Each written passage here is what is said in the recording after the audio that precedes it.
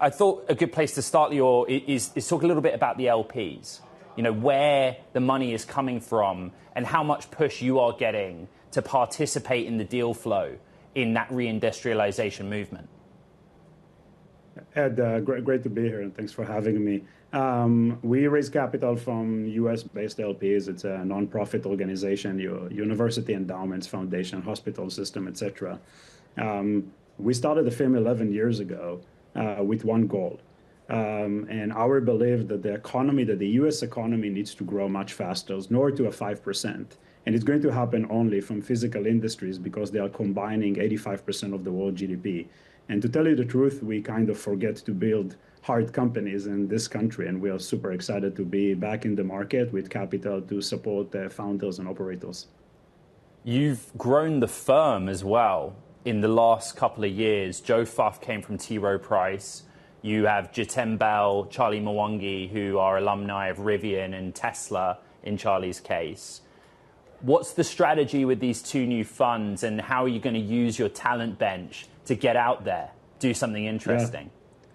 Yeah, we don't think ourselves as a venture capital necessarily or growth capital. We call ourselves operators with capital because we believe that in order to build companies that manufacturing chips and building rockets and doing mining, it's required a different model. And you need an operators that was on the other sides to support those founders along the journey. And, you know, I'm joking with my friends that I used to say that this is the best time to build in this country from Henry Ford or Carnegie or post-World War II. And I actually changed my quote to, this is the best time to build in this country, period. And we have now the 5 forces aligned, what we call internally at Eclipse: capital, policy, technology, talent, customer demand.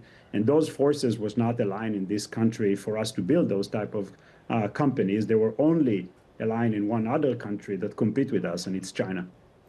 It's interesting that you say policy is aligned, and we've just been out particularly thinking about defense tech, Lior. And for many, yes, the signals are all there, demand is being said, but how much money is actually being allocated by the government to startups right now? How much do you need to help fill that gap with some of your follow-on funding?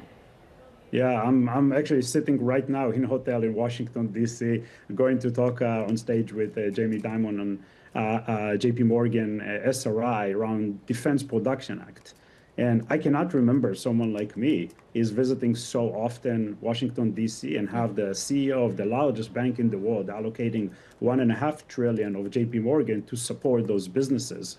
So it's not only we need to do it in order to protect democracy, that of course should be the #1 goal. The second thing is there is a significant increase of customer demands by the US governments and others, as well capital. And probably the most interesting part is the talent. The best people in the world right now wants to build companies in physical industries.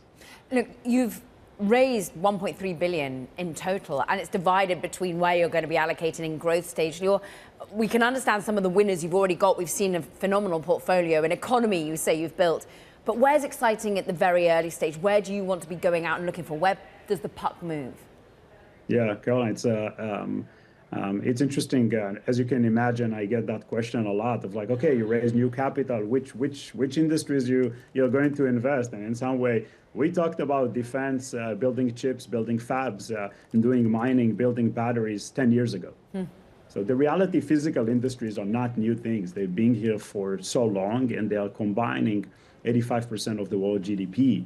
And I think bringing those digital tools that we are all so familiar from Silicon Valley, anything from physical AI now to LLMs and others, the latest and greatest in robotics, and apply them to the physical world, you basically are going to create the largest companies in the world. I mean, you just literally in your show talked about Samsung beating earnings. You talked about Anthropic, Google chip. You talked about my friends Rene Haas from ARM moving to a full stack. Everything that is interesting right now is happening in physical industries. You've done some really interesting deals. So I think about, for example, also spun out of Rivian. You took it out of Rivian early and wrote quite a large check. You've used similar mechanisms, some Scaringe spin-off, some others. Do you have a different way of doing things? Could we see a similar spin-off type deal out of this fund?